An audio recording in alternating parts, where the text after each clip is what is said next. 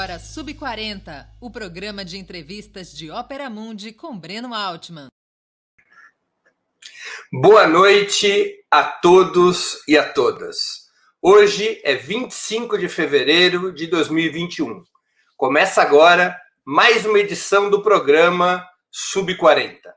Nosso propósito é entrevistar convidados e convidadas que representam uma nova geração de lutadores, pensadores e realizadores. Homens e mulheres de até 40 anos, às vezes um pouquinho mais, que são referências no mundo do trabalho, da cultura e do esporte, das leis, da comunicação e da política. Nossa convidada de hoje é a atriz e apresentadora Mônica Iose, famosa por seu talento e também por opiniões contundentes sobre a vida política do país.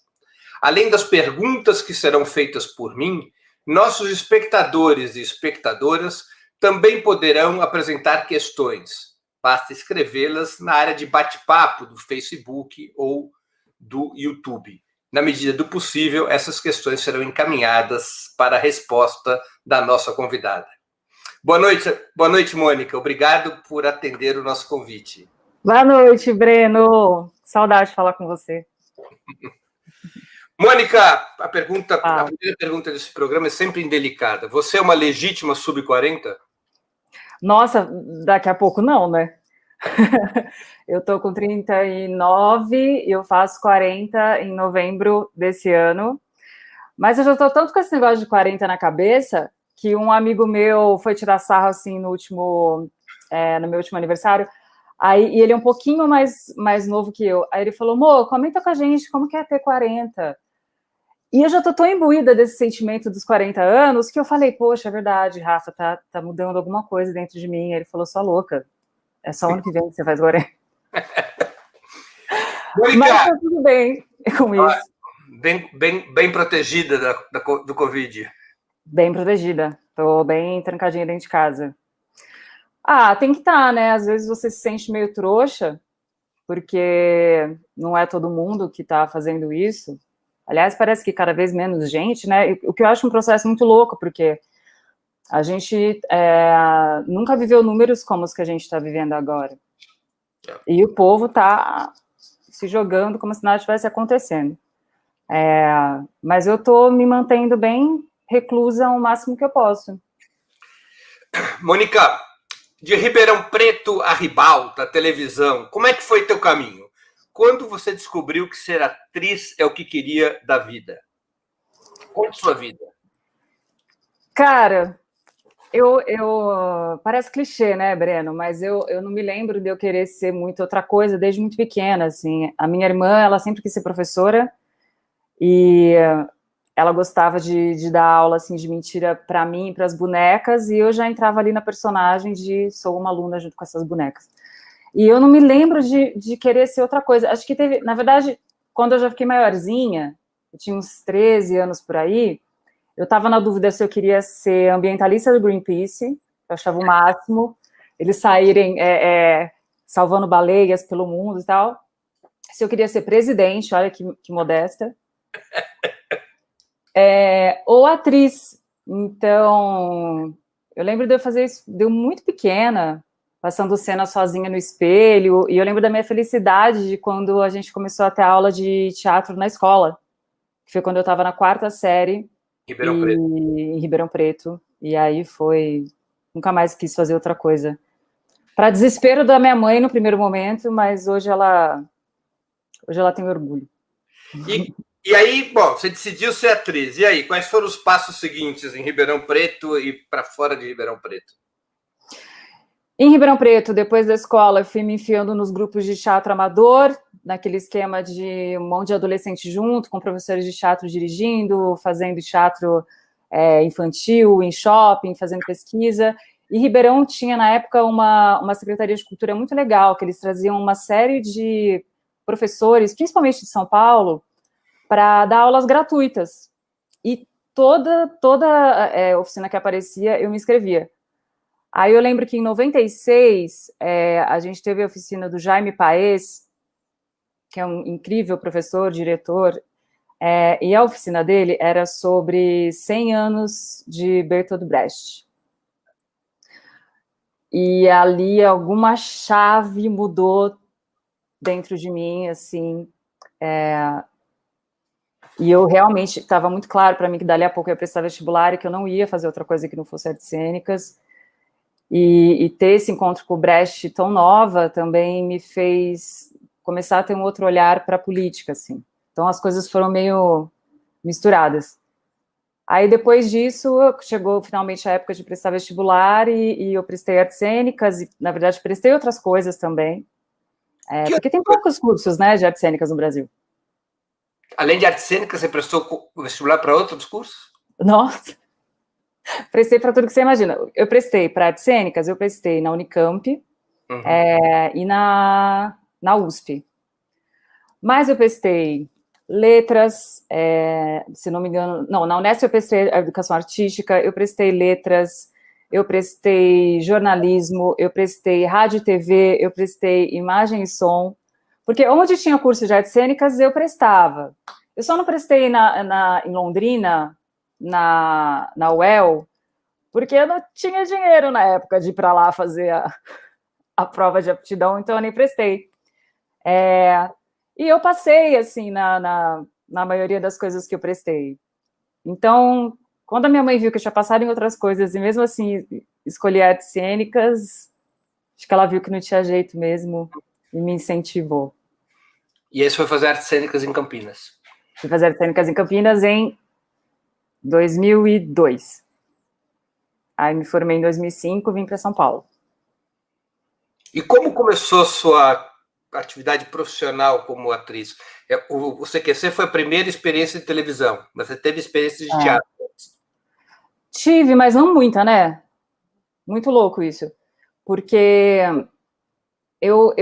a gente vem para São Paulo, né, Brena? Acho que muitos dos meus colegas vão reconhecer isso que eu estou falando. A gente vem para São Paulo achando que São Paulo é a meca do teatro. A gente vai chegar aqui, vai fazer o nosso teatro, vai conseguir sobreviver disso. Tem gente que consegue, mas muito pouca gente.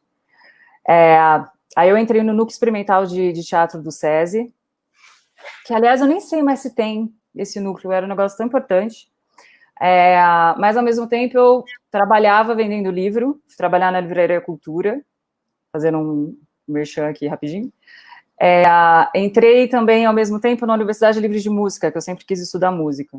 Comecei a me encantar por canto na faculdade, queria estudar música melhor, só que eram 3 coisas ao mesmo tempo, então eu tinha que fazer o Núcleo Experimental de Teatro do SESI, de segunda a sexta, trabalhar na livraria de terça a domingo, e fazer a Universidade Livre nesses horários, assim, então não dava para fazer tudo. Mas eu fui conseguindo, fiquei no Núcleo Experimental, não consegui chegar até o final, isso é muito, né? Era assim, a gente tinha um ano com aulas com os melhores professores do mundo, aliás, um beijo para Isabel Sete, Luciana, da Companhia Nova Dança, geniais, e no segundo ano a gente fazia uma montagem, aí sim a gente recebia um salário por isso do SESI, perdão. Mas eu não consegui terminar o curso, porque... Enfim, né, gente, compartilhando essas nossas dificuldades aí da juventude, nada de vitimismo, que bom que a gente tem energia e saúde quando é jovem para fazer isso, mas eu não conseguia me manter trabalhando e fazer o Núcleo Experimental de Teatro e a universidade. Aí eu acabei saindo de tudo, continuei trabalhando, e um tempo depois eu consegui me organizar e fui fazer a oficina do Sátiros, e fiquei no Sátiros 1 ano e pouco.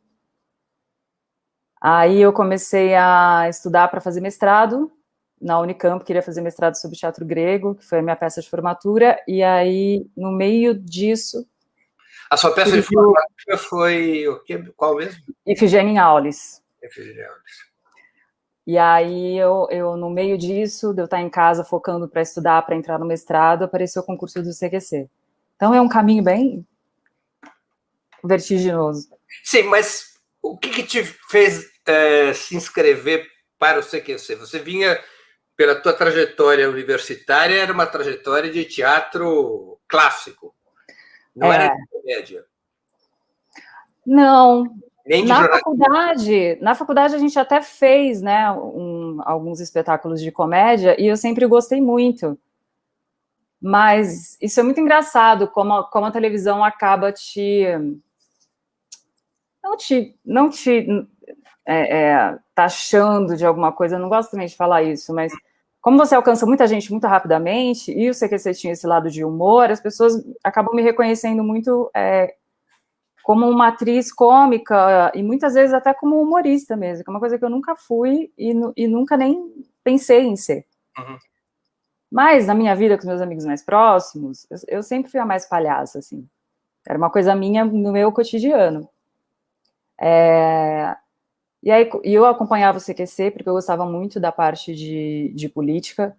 Eu achava que a gente estava vivendo um momento que tinha uma imprensa muito, pelo menos a grande imprensa, a grande mídia, toda a televisão, era todo mundo muito chapa branca, tudo muito certinho. Então eu gostava daquela coisa anárquica que o CQC trazia. Eu acompanhava muito o programa e um dia uma amiga falou que eles tinham aberto um concurso. Eu falei, imagina, televisão, isso aí é tudo combinado, nunca vai dar certo. De qualquer maneira, meu primo ficou sabendo da ideia, conseguiu uma câmera, aí eu peguei um terno, porque muito tempo eu trabalhei de recepcionista de eventos, sabe? Você vai, assim, sei lá, numa palestra, tem ali as meninas e tal, e eu tinha um terninho para fazer esses trabalhos. Aí eu coloquei esse terninho e saí com meu primo improvisando pelas ruas de Ribeirão, tentando invadir a prefeitura, para falar com a nossa digníssima ex-prefeita Darcy Vera, que, aliás, parece que vai ser presa a qualquer momento novamente. E de repente aconteceu. Foi muito surreal, assim. Nunca achei na minha vida que eu fosse começar a trabalhar na televisão por causa de um concurso de televisão. Eu achei isso muito... Demorou muito tempo para cair a ficha, assim. E foi um processo longo, né? Foram 3 meses de concurso do CQC. Fui para passar uma semana na casa da pobre da minha irmã, morei quase 8 meses lá. E foi essa loucura toda. Mas eu comecei a sentir muito saudade de trabalhar como atriz. E chegou uma hora também que eu não aguentava mais ir para o congresso toda semana. Você ficou quantos anos no CQC? 4 e meio. 4 anos e meio. 2009 foi que você entrou? Eu comecei o concurso no mês de 2009 e saí em dezembro de 2013. E você saiu do CQC já para Globo? Foi, mas na verdade, quando eu pedi demissão do CQC, eu saí do CQC para nada.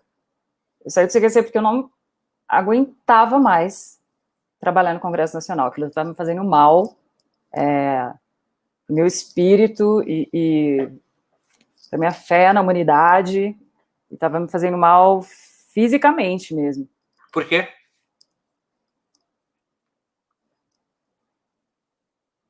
Para tentar, acho que talvez uma imagem seja melhor do que eu tentar explicar direito. Eu lembro que a primeira semana que eu trabalhei no Congresso, e eu estava muito ansiosa por aquilo, porque os meus diretores não queriam que eu fosse para lá. Eu era a única mulher e eles tinham medo, né?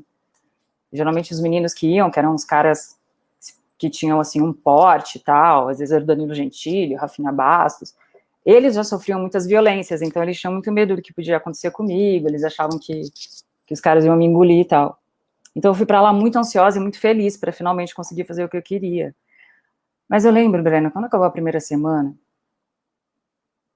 eu saí de lá na quinta-feira à noite, parecia que eu tinha, sei lá, carpido um campo de futebol, assim. Era uma exaustão física. Eu percebi ali que a coisa não ia ser fácil. Uhum. E nessa primeira semana foi muito pesado. A gente já foi expulso do Senado, já arrumamos briga com o Renan Calheiros por causa da história de lobista sustentar a ex-amante dele, enfim. Você trabalha com isso há muito tempo, né, Brena? É tudo muito pesado. E eu, por mais que eu me interesse muito por política, eu sou uma pessoa que eu sempre quis ser uma artista. Então chegou uma hora ali que eu falei, não é para mim. Não é para mim. Tá aqui toda semana lidando com essa galera, realmente não é para mim. Aí eu pedi para sair para fazer nada, pedi para sair porque eu não aguentava mais. E aí? Foram te pescar? Aí foram me pescar. Eu estava pensando, inclusive, quando eu pedi demissão do CQC, eu pedi em abril de 2013, mas eles falaram, não, vou ficar até o final da temporada. A Band foi super legal, porque eu ainda tinha mais 2 anos de contrato, e eles entenderam que eu queria fazer dramaturgia. Lá no Tinha Dramaturgia, me liberaram. E aí saiu no jornal em dezembro, em algum lugar, que eu estava saindo do CQC. E o Jorge Fernando, que era um diretor de dramaturgia da Globo, ficou sabendo disso. Ele já tinha me sondado antes para fazer um programa de humor, que chamava Divertix, mas eu estava contratada da Band, eu não iria. E aí, uma semana depois que eu saí do CQC, surgiu esse convite para fazer uma novela na Globo, e era muito louco, porque o Jorginho, ele não sabia que eu era atriz. Eu encontrei com ele um dia, ele falou, menina, tem um negócio com você, acho que a gente tem que trabalhar junto.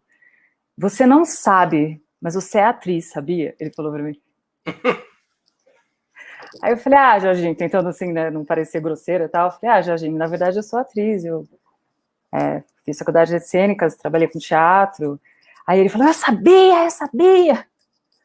Aí ele me chamou para fazer a novela lá, e então eu saí do CQC em dezembro, e aí é muito engraçado, né, porque a gente acha que a Globo é aquela coisa grande, super organizada, mas eles são meio bagunçados também. Então, ao mesmo tempo que eu estava esperando fechar essa coisa do convite do Jorginho, o Boninho me ligou porque ele queria fazer um quadro que fosse uma espécie de ombudsman do Big Brother. Então, era para fazer críticas, brincadeiras, piadas com o Big Brother dentro do próprio Big Brother. Uhum. E aí foi uma das reuniões mais engraçadas da minha vida, porque primeiro que ele me levou no restaurante japonês, eu não suporto comida japonesa, mas eu quis fazer a fofa, então tuchava aquilo no shoyu e mandava ver. E eu não sou de reality show, né? Eu não acompanhava Big Brother. Nunca acompanhei. Não só Big Brother, eu nunca fui de reality show. E falei isso pra ele. Falei, acho que, obrigado, mas acho que não rola. Ele falou assim, não, mas é por isso que a gente quer você. A gente precisa de alguém de fora, que tem esse olhar crítico, e é pra tirar sarro. Falei, tá bom. Aí era para eu começar meu contrato com a Globo em maio para fazer a novela, acabei começando em janeiro. Então, no final das contas, eu fiquei 15 dias sem trabalho, foi muito louco. E eu estava fazendo o meu primeiro filme junto com o Big Brother, então eu fazia o filme em São Paulo, aí eu ia segunda-feira de manhã para a Globo, o pessoal do Big Brother me passava um resumo do que tinha sido na semana, eu via, a gente ligava a câmera no estúdio bem pequenininho, e eu improvisava em cima do que eu tinha visto, não tinha um roteiro. Não tinha roteiro. Uhum. Então acabou sendo muito divertido, assim. E você acabou ficando na Globo quantos anos depois disso? 5 anos. Acho que não deu 5 não. Não deu 5 porque eu pedi para sair. Eu tenho alguma coisa com o mês de abril, né? Eu falei para a Globo que eu não ia renovar em abril de 2019. Eu fiquei na Globo até dezembro de 2019, que foi quando acabou a última novela que eu fiz. Uhum. E você, nesse período todo em que fez televisão e cinema, você nunca fez teatro? Não, você acredita? Eu lembro que quando eu fazia o CQC, eu estava muito empolgada, porque eu falei, que bom, eu vou ter dinheiro para me sustentar e vou ter tempo para fazer teatro e vou voltar para São Paulo, porque eu estava estudando para o mestrado em Ribeirão, na casa da minha mãe. Só que era um programa, era uma rotina insana. Eu ia para Brasília na segunda-feira à noite, voltava na quinta-feira à noite, geralmente na sexta-feira eu cobria uma estreia de uma peça, um lançamento de um livro, uma festa de uma novela.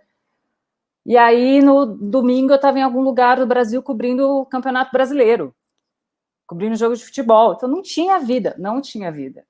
E para eu fazer uma peça, eu tinha que ter um mínimo de tempo para ensaiar, eu tinha que ter uma estrutura. E todos os meninos que faziam programa comigo faziam stand-up. Mas eu nunca quis fazer stand-up, nunca me vi no stand-up, nunca... E aí eu acabei não fazendo teatro todos esses anos. Aí o mais louco, começando a pesquisar para voltar para o teatro esse ano, pandemia. Estou com um projeto de fazer talvez um espetáculo online, mas não sei se vai dar tempo, porque já tem muita coisa para esse ano. Mas eu morro de saudade e morro de medo, né? Faz muito tempo. A última coisa que eu fiz foi em 2009, um espetáculo lá no Sátiras. Você começa a falar, nossa, será que eu ainda sei fazer isso? Mônica, no programa Conversa com Bial, você disse que saiu da Globo porque não é comediante, queria fazer algo além do humor. O que você quer fazer? Quais são os teus planos atuais e para o futuro? Não é que eu não queira mais fazer humor, Breno. Eu adoro fazer humor, mas acho que tem uma coisa que as pessoas não pensam, e talvez alguns colegas concordem comigo, outros não, mas eu acho o humor a coisa mais difícil do planeta Terra. É dificílimo fazer humor, é dificílimo. Dá medo, assim. Não é nada simples. Então, eu comecei a me ver muito caminhando para isso, sem ter certeza de que era isso que eu queria fazer. Eu acho a coisa mais difícil para fazer. Acho também que tem uma dificuldade que eu senti um pouco na época do vídeo show, que é você tem que estar ali o tempo inteiro, presente e disposto a fazer as pessoas rirem, e às vezes tirar uma energia do lugar mais profundo do seu âmago para conseguir fazer aquilo, porque a gente não está bem todo dia. Uhum. Então isso também foi me cansando um pouco, mas não é que eu não queira voltar a fazer, mas eu preciso fazer outras coisas. Mas eu tô tão assim, as pessoas me veem tanto como uma pessoa do humor, que as coisas que eu fiz fora do humor não estão muito registradas na cabeça das pessoas, assim. Uhum. Eu tenho duas perguntas aqui de espectadores nossos. Elas se combinam, eu vou fazê-las juntas. A primeira é do PCN Rebelde. Qual o ambiente mais tóxico, a TV ou a política? E a segunda... Responde essa primeira. A segunda a gente encaixa depois, é um pouco diferente. Tá. Eu acho que é a política, com certeza. Porque assim também, eu nunca trabalhei no CQC, por mais que a gente fizesse ali a cobertura dos fatos, não era um programa exatamente jornalístico, né? Uhum. Então, eu nunca trabalhei na parte mais pesada da televisão, que eu acho que é o jornalismo, com certeza absoluta. Mas o que eu presenciei enquanto eu trabalhava em Brasília, não me faz ter dúvida nenhuma, tanto que eu não tenho a menor vontade de deixar de trabalhar na televisão e cobrir os bastidores da política. Eu aguentei durante 4 anos, assim, eu não sei. Eu vejo umas pessoas que estão lá a vida inteira, sabe? Uma Cristiana Lobo da vida, eu falo, meu Deus, como que essa pessoa sobrevive a isso? Não, eu acho que é a política, com certeza. A gente tem outras dificuldades na televisão, acho que a gente tem a exposição, a gente tem esse lado desse interesse pela vida pessoal, né, das pessoas que trabalham na televisão. Acho tudo isso muito estranho, às vezes agressivo. Mas a política, a gente está falando de coisas que realmente definem o nosso modo de vida, né? Definem o destino do país, de milhões de pessoas. Então, o que tem de ruim na política prejudica muito mais gente de uma maneira muito mais profunda do que a televisão. Não sei, é uma impressão. Vamos aqui para uma outra pergunta, do Marco Antônio Barbosa Lima. Boa noite. Será que o CQC, com aqueles quadros de perseguir os políticos, não gerou uma certa equidade entre eles? Ou seja, político é tudo igual, todos ladrões, todos corruptos, colocavam tudo no mesmo saco? Boa pergunta. Eu acho que a gente não colocava no mesmo saco, não. Acho que a gente não colocava no mesmo saco. Mas existia, assim, uma preocupação de não passar a mão na cabeça de ninguém. Agora, é o que eu sempre falo, as matérias eram muito autorais. Eu não recebia uma pauta dos meus diretores ou da Band para fazer uma matéria. Quem planejava a matéria, claro que a gente trocava uma ideia, muitas vezes era uma sugestão da direção ou de outras pessoas do grupo, mas era uma coisa muito pessoal, assim, quem definia basicamente o que ia ser feito éramos eu e o Gustavo Noblat, que era o produtor que trabalhava comigo na época, um grande amigo hoje. Era a gente que decidia. A gente olhava o que estava ali, que votação que vai ter, que comissão que vai ter, que escândalo que explodiu, e via o que ia ser mais interessante para a gente levar 2 matérias naquela semana. Então, eu só posso falar pelas minhas matérias, não posso falar pelo programa todo. Mas nas minhas matérias eu tinha essa preocupação de tentar falar com todos os lados. Agora, a gente também não estava ali para elogiar político, né, Breno? Eu acho que o político, quando ele faz um bom trabalho, não está fazendo mais que obrigação. A gente estava ali para questionar coisas absurdas, e podiam ser coisas que para a gente funcionavam até pela bizarrice, do tipo o cara ser a favor ou contra a construção lá em Belo Monte, não fazia ideia do que era, nem muito menos de onde ficava Belo Monte. Ou então, a vez que a gente resolveu que a gente inseria 1 litro de cachaça na cesta básica, e todos eles, sei lá, todos eles não, que eram 513, mas a gente conseguiu em um dia mais de 100 assinaturas, assim, eles assinavam essa petição para abrir, sem nem... enfim, eu me perdi um pouco. O que eu queria dizer é que talvez hoje eu preferiria fazer as coisas de uma maneira mais detalhada. Mas também não sei se na televisão cabe isso. A gente ficava lá trabalhando 3 dias para fazer matérias de 8 minutos, o que já é um tempo grande para a televisão. Eu acho que a função do CQC era provocar, muito mais do que esclarecer alguma coisa. Mônica, aliás, quando e como você começou a se interessar por política? E que apito você toca? Que apito você toca, é muito boa. Eu acho que eu comecei a me interessar por política desde muito novinha, assim. Meus pais nunca foram super envolvidos com política, mas ao mesmo tempo foram pessoas muito envolvidas ali na nossa comunidade. E eu lembro de eu muito pequena ficar interessada nos debates políticos, eu achava aquilo muito estranho. Mas eu ficava, de alguma maneira, querendo entender um pouco mais. E eu via muito jornal com meu pai. E na minha cabecinha, tudo não dava certo porque a gente não tinha bons políticos. Por isso até que veio aquela minha ideia de, acho que se eu for presidente, eu vou fazer um bom trabalho. Quando eu tinha uns 8 aninhos, assim. Então, acho que foi uma sementinha que foi crescendo desde quando eu era muito pequena.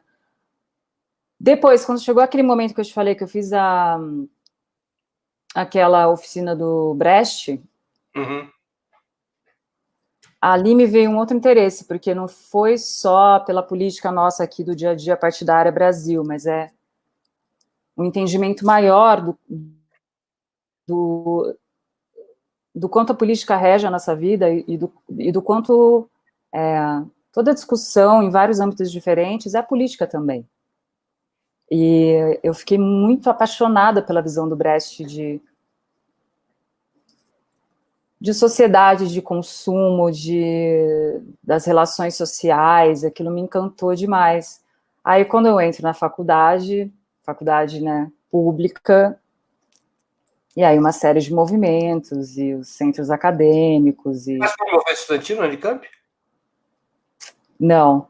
Eu ia assim, de vez em quando eu participava eu nunca pertencia aos DCEs, assim, mas eu estava sempre por ali, e ia nas manifestações quando tinha. Eu lembro que no primeiro ano a gente fez um movimento a gente precisa fazer um vídeo divulgando a situação aqui do nosso Instituto de Artes, e principalmente do barracão lá que fica o curso de artes cênicas e dança. Vamos fazer um vídeo, vamos fazer denúncia, não sei o quê. Tinha todo esse movimento. Então, acho que ali na faculdade foi um lugar que eu comecei a me interessar de um jeito mais profundo, assim. E depois que eu saí de lá, não sei te explicar um motivo, Breno. Sei que a coisa foi crescendo, assim, dentro de mim. Acho que teve muito a ver com a faculdade, sim. Eu via muita discrepância entre os investimentos que tinham na área de biológicas, exatas e humanas. Eu achava que não fazia sentido. Ao mesmo tempo, eu via todo o trabalho dos nossos coordenadores e diretores buscando desesperadamente por recursos. Não é que não existia uma vontade, mas é isso, assim, né? O que gera mais dinheiro? A sensação que dá é essa, né? Então, agora, a gente acabava recebendo menor... E você acompanhava a política do país, você se interessava, lia? Muito. Sempre. Que apito você... que apito você toca. Eu acho que a gente tem tido muito receio ultimamente de falar que você é uma pessoa de esquerda, né?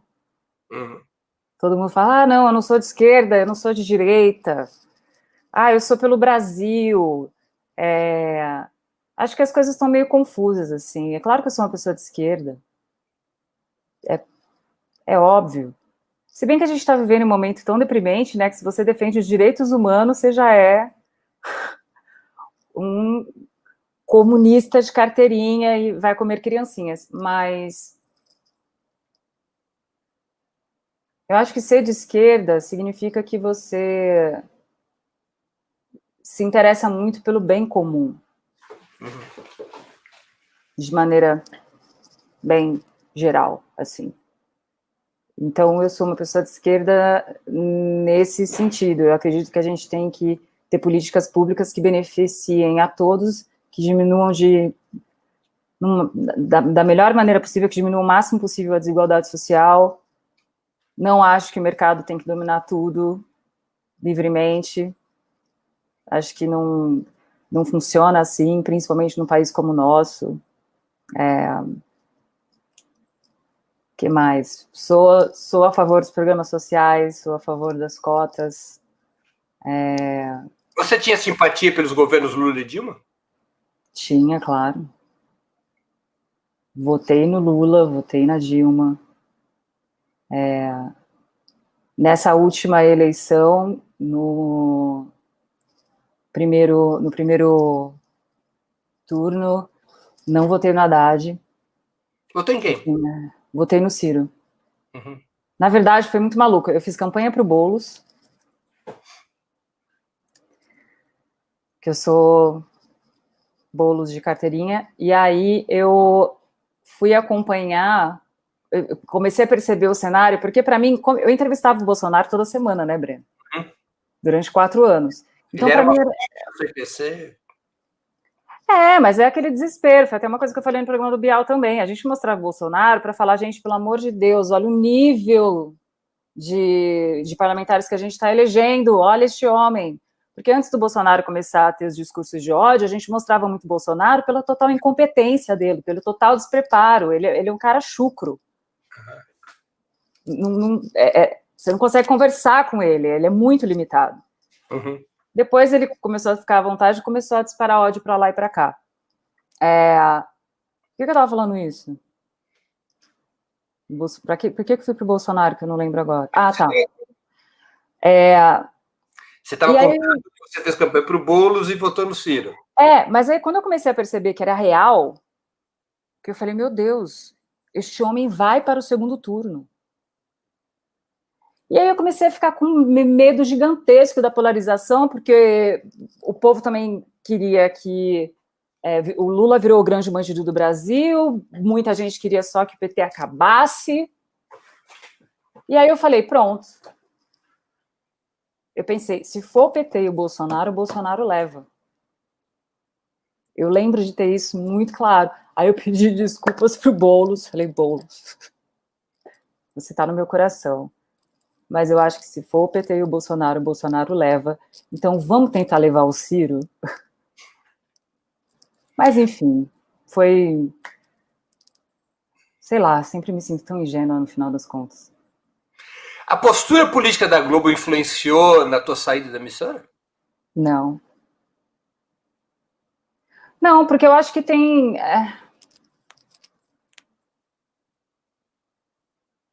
Todo lugar tem um dono, né, Breno? Todo lugar tem um dono. Todo jornal tem um dono ou um grupo. Essas pessoas têm seus interesses políticos, financeiros, essas pessoas têm os seus ideais. Então, eu acho que o que a gente tem que fazer é ver um pouco de tudo, se ater aos fatos e tentar fazer um equilíbrio entre o que você acredita e o que você não acredita. Eu acho que tem uma coisa interessante nos Estados Unidos, pelo menos, que a gente não faz muito aqui, que a gente não faz aqui, né? Que os meios de comunicação, eles se assumem, né? Uhum. Eles falaram, olha, sei lá, a Fox é mais pró-republicano, a CNN é mais pró-democrata, e por aí vai, assim. Eu acho que a gente teria uma discussão mais clara, mais justa, se a gente também, né, começasse a assumir isso. Olha, eu sou Folha de São Paulo, eu sou um jornal centro-direita, digamos assim, ou então falar, olha, a nossa emissora apoia fulano de tal para a presidência. Eu acho que isso seria mais saudável para todo mundo. Mas isso não acontece. Então, acho que da mesma maneira que a Globo tem ali uma escolha, um viés de como contar a história, a Band também tem, o SBT também tem. Claro. Quando o SBT tem jornalismo, né? O jornalismo do SBT é uma coisa muito louca, né? Tem dia que tem dia que não tem. Todo lugar vai ter o seu olhar, Breno. Então, se eu começar a me apegar muito nisso, eu acabo optando por não trabalhar. Claro. E por não trabalhar em lugar nenhum. Nenhum. Porque todo lugar vai ter uma ideologia que permeia aquilo ali. Claro. Mônica, você se identifica nas tuas redes e entrevistas, além de atriz, apresentadora, como feminista. O que isso significa na tua vida? E teve uma pergunta que passou rapidinho por aqui, que eu vou enganchar essa minha questão, que é se nesses 4 anos que você cobriu o Congresso, você teve algum caso mais complicado de assédio? Vou começar pelo Congresso, depois eu falo do ser feminista. Eu acho que no Congresso, no começo, sim. Algumas vezes. De vez em quando, diretamente por um parlamentar, mas geralmente era por quem cercava essas pessoas. Pelos assessores ali, pessoal que estava em volta. Hoje tem alguém pegando um pouco em você, que se você fosse um homem não fariam isso, ou então de você receber um presentinho, não entender muito porquê. Mas acho que depois de um tempo, como eles entenderam que não ia rolar, parou, assim. Mas eu nunca deixei de ver lá. E de ver pequenas ações, pequenos olhares perto da gente, como que algumas assistentes eram tratadas, e umas coisas mais institucionais mesmo, né? Uma regra muito clara de como os homens têm que se vestir, de como as mulheres têm que se vestir. A história bizarra de que a gente só foi ter um banheiro feminino no Senado em 2016. O que você está dizendo para as mulheres quando no Senado do teu país você vai ter um banheiro feminino em 2016? Antes disso, as mulheres tinham que dar a volta e ir lá no banheiro do Salão Azul. Só o número, né, de parlamentares que a gente tem, de mulheres, então é um ambiente completamente machista. Assim, então eu via isso o tempo inteiro, mesmo que não fosse diretamente comigo.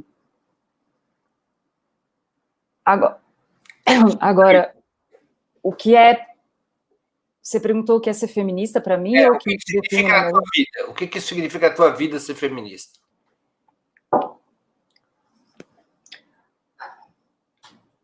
Eu acho que tem... para mim, é muito claro que ser feminista é você querer que as mulheres sejam tão ouvidas quanto os homens são.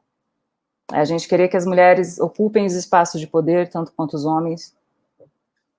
É a gente lutar pela igualdade de direitos dos gêneros, assim. E isso acabou de fazer, agora, né, fez 89 anos, se não me engano, que a gente conquistou o voto feminino. Mas é isso, é muito impressionante. A discrepância é muito grande, Breno. E eu não estou falando só de salário, eu não estou falando só de cargos de liderança. A gente vai para uma coisa até mais básica, que é o machismo, ele mata mulheres todos os dias. O feminismo, ele tenta salvar essas vidas. Isso tudo tá dado há muito tempo, então você se autoproclamar feminista é você olhar para essa divisão, para essas diferenças, assumindo que elas estão aí, que elas são absurdas e que elas têm que mudar para ontem. Para ontem. Então, acho que as pessoas têm que entender que o feminismo não é o contrário do machismo. O machismo, ele assume a ideia de que o gênero feminino tem menos direitos, é inferior em várias questões e tal. E por isso, e vê também a mulher como um objeto de posse do homem. Então, o homem decide tudo. O homem pode decidir, inclusive, se essa mulher merece viver ou não. O feminismo luta para que isso acabe.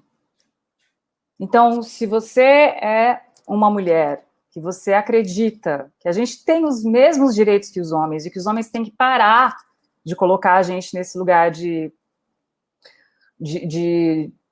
submissão forçada, de que a gente tem...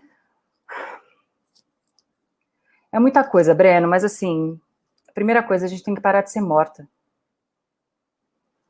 gente tem que parar de ser... Isso é uma epidemia. O número de assassinatos, o número de feminicídios nesse país é uma coisa inadmissível. E querendo ou não, quando você começa a se descobrir feminista, você vai se envolvendo também em outras pautas que parece que não tem tão a ver. Agora, por exemplo, essa liberação maluca de armas. Quem serão as pessoas mais atingidas? As pessoas pretas, as pessoas pobres e as mulheres. Uhum. Então, uma coisa vai alimentando a outra. E aí, é claro que esse lugar da violência acaba sendo o lugar mais grave e assustador, mas é tudo. A gente é obrigado a ter um padrão de comportamento, a gente é obrigado a seguir um padrão de beleza, e nada disso é pra gente, tudo isso é para satisfazer essa visão do homem cis, hétero, branco, blá, blá, blá, blá, blá, blá. Isso é insuportável. É insuportável, a gente não aguenta mais. Aquela que esvazia, né, o coração. Mas é isso. Uhum. Eu vou mudar um pouquinho de assunto. Tá. Um de teus projetos, eu li em várias entrevistas, é apresentar e roteirizar um programa sobre política no Canal Brasil, que está para acontecer.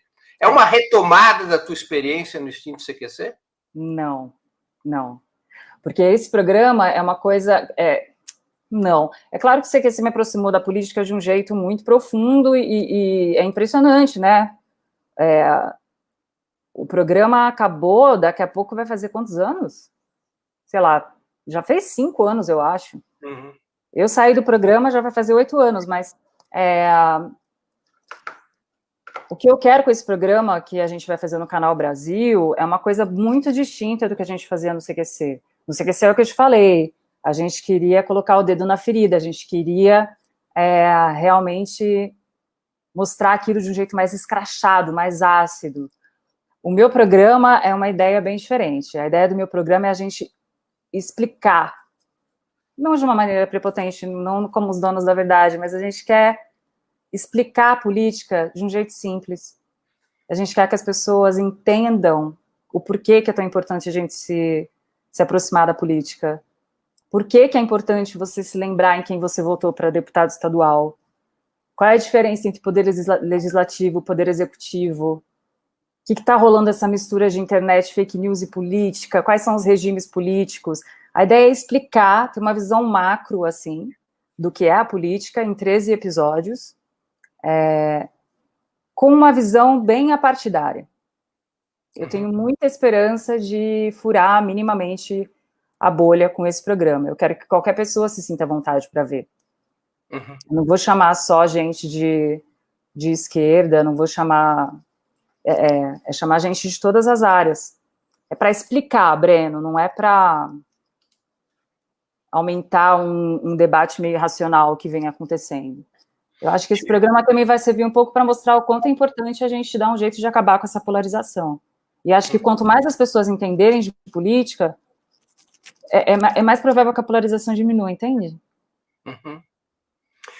Como é que a Lava Jato afetou tua opinião política? Você teve ou tem simpatia por essa operação, como ocorreu com tanta gente no meio cultural? Não. Eu acho que Eu acho que tudo que começou... A estrutura toda da Lava Jato, para quem acompanhava mais de perto, já era um negócio muito esquisito, né? Desde como a coisa toda começou. Mas eu acho que depois, tudo que foi se apresentando, o quadro, né, de maneira geral, os caras terem aquela ideia absurda de pegar o dinheiro para fazer uma instituição, aquilo em qualquer país do mundo seria inimaginável, é completamente antiético, não faz o menor sentido. Aí o cara que era o cabeça de tudo, de repente vira ministro da Justiça do presidente eleito, que foi diretamente beneficiado pela prisão do ex-presidente Lula. Então, assim, você fazendo uma análise, mesmo que não seja muito profunda, tem muita coisa errada. E agora, com esses últimos vazamentos, que a gente está acompanhando, dos áudios, fica muito claro que o mínimo que a gente pode falar é que o Lula não teve um julgamento justo. O mínimo que a gente pode falar é que o Lula não teve julgamento justo. E mesmo quando você fala com juristas, com pessoas sérias que detestam o PT, eles concordam com isso. Eu fui obrigada a concordar com o Gilmar Mendes. Você entende o preço disso para mim? Você teve um conflito duríssimo com o Gilmar. Ele te processou. Foi. Eu perdi, paguei 30 mil para ele. Por que mesmo que foi o processo? Porque ele deu um habeas corpus para o Roger Abdelmassif, que era aquele médico geneticista aqui de São Paulo, que estuprou uma série de mulheres, uma série tipo mais de 50. E aí eu simplesmente repostei uma coisa que já estava rolando na internet, que era um post com uma foto do Gilmar, e uma marca d'água em cima, escrito cúmplice, ponto de interrogação. Porque você fala, aí eu só coloquei uma legenda assim, o que esperar da Suprema Corte do Brasil quando um habeas corpus é concedido por um cidadão desse, que estuprou tantas mulheres e tal, e era aquela desculpa de que tá velho, de que tá doente, mas, oi? E aí ele me processou por calúnia e difamação, de que eu teria acusado ele de ser cúmplice de crimes de estupro. É óbvio que eu não estava falando disso, todo mundo sabe. Aquilo era uma ironia e era uma coisa que já estava rolando na internet muito antes de eu postar. Mas acho que de vez em quando eles têm que pegar alguém para exemplo, né, Breno? Claro. Mônica, você fala bastante sobre o governo Bolsonaro, se posiciona abertamente contra ele. Há anos tem sempre uma opinião política muito firme, muito forte. Qual que é a reação que isso provoca junto ao público que te acompanha e também junto aos seus colegas? Como é que as pessoas veem isso? Cara, acho que a gente chegou no momento a situação?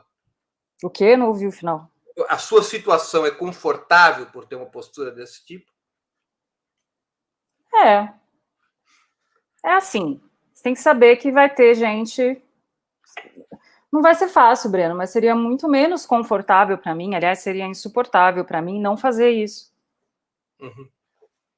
Então, você prefere lidar com as pessoas que pensam diferente, e dependendo de como você falar, talvez fazer com que essas pessoas entendam o seu ponto de vista.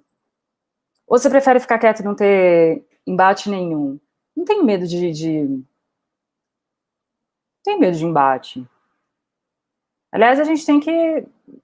Acho que se todo mundo se colocasse de uma maneira menos raivosa, as coisas estariam um pouco melhor, assim. Todo mundo, eu digo, as pessoas que acabam alcançando bastante gente, principalmente nas redes sociais. Mas é aquilo, acho que também você tem que se respeitar. Se você é uma pessoa que nunca se interessou por política, isso é uma coisa que não te move, não adianta também você se forçar a fazer uma coisa que não é você, mas isso sou eu, e eu tento respeitar muito quem eu sou. A televisão, ela tem um poder muito sutil e ao mesmo tempo poderoso de te distanciar de você. Uhum. E eu não quero me distanciar de mim. Você recentemente subiu no teu Instagram uma mensagem falando do Big Brother Brasil, o BBB, comentando que vivemos uma realidade tão violenta que um reality show acaba virando o centro do debate nacional e que somos, abro aspas, atrasados nesse nível. O que você quis dizer com isso?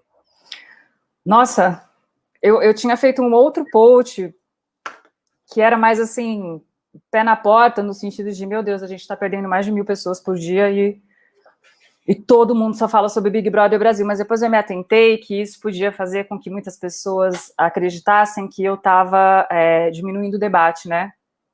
Falando que o debate que estava acontecendo ali, principalmente em torno do racismo e de você usar as pautas identitárias num lugar errado, de um jeito errado, fiquei com medo de estar diminuindo. Então, tentei explicar nesse post o que eu acho. É claro que são discussões importantes. Se a gente estivesse num lugar um pouquinho mais evoluído nesse sentido, em que essas questões de preconceito fossem menos estrondosas, em que a desigualdade fosse menor, a gente poderia estar mais focado na pandemia. Foi isso que eu quis dizer. Eu não quis de maneira nenhuma diminuir a relevância do debate, mas é muito triste. A gente está vivendo um dos piores momentos da história do Brasil, em todos os sentidos. Perda de liberdades, meio ambiente sendo destruído, população indígena, políticas para a defesa da mulher, para a defesa da população LGBTQI+, família do presidente envolvida num monte de corrupção. Na verdade, aquele povo é tudo miliciano e sabe, desculpa, tomara que eu não leve processo, mas Então, a gente está vivendo um momento catastrófico, a economia está indo para o buraco, o povo tudo que deu desculpa que ia votar no Paulo Guedes porque ia melhorar a economia, cadê? E não acho tanto que é só por causa da pandemia, não. E o povo negacionista, e matando gente, e é muito triste ver que nesse cenário de apocalipse, o debate nacional fica voltado para um programa de televisão, por mais que as pautas lá sejam importantes. Mas é isso, assim, então vamos tirar um pouco essa pauta de lá e vamos trazer. Então a gente está ali, a gente está falando sobre racismo. Vamos ver quanta gente preta está sendo morta nesse país, nesse governo? Uhum. Sabe? Vamos tirar um pouco, vamos então trazer para cá, para a realidade mesmo, assim.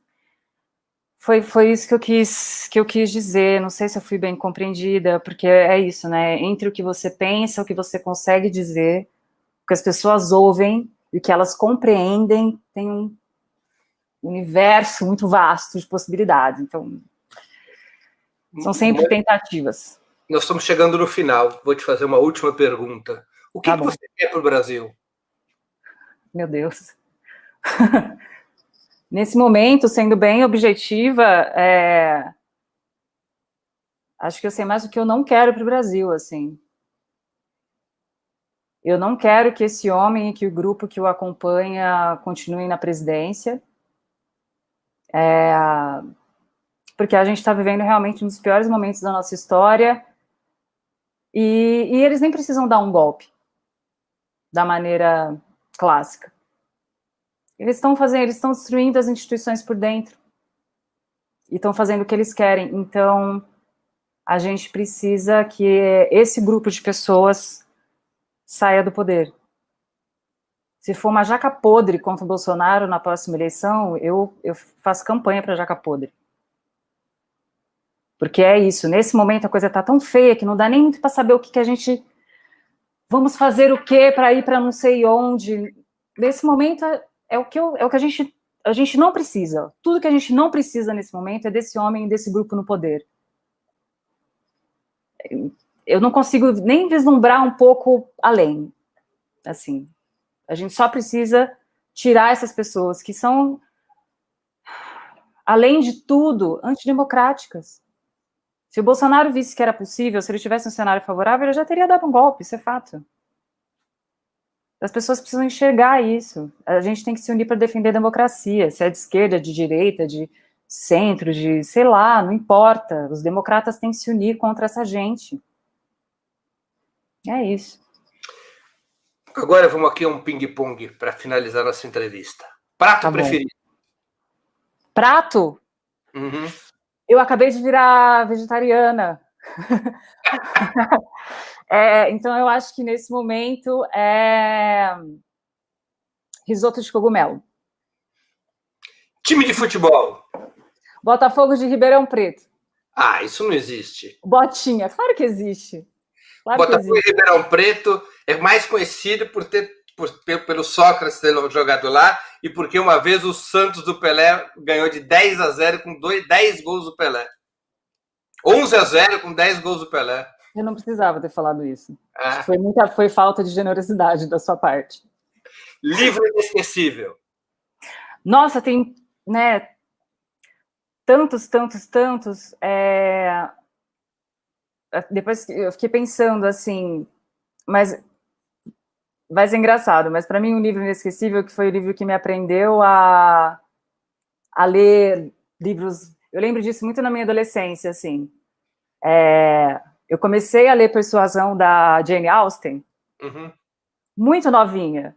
E antes disso, eu só lia aqueles livros bem assim para infantos juvenis. Então, para mim, ele é inesquecível nesse sentido. Ele me apresentou uma literatura mais adulta. E eu nunca vou esquecer, nunca. Foi muito mágico. E eu li tudo dela na minha primeira, quando eu era mais jovenzinha, assim. Acho que ele foi inesquecível por isso.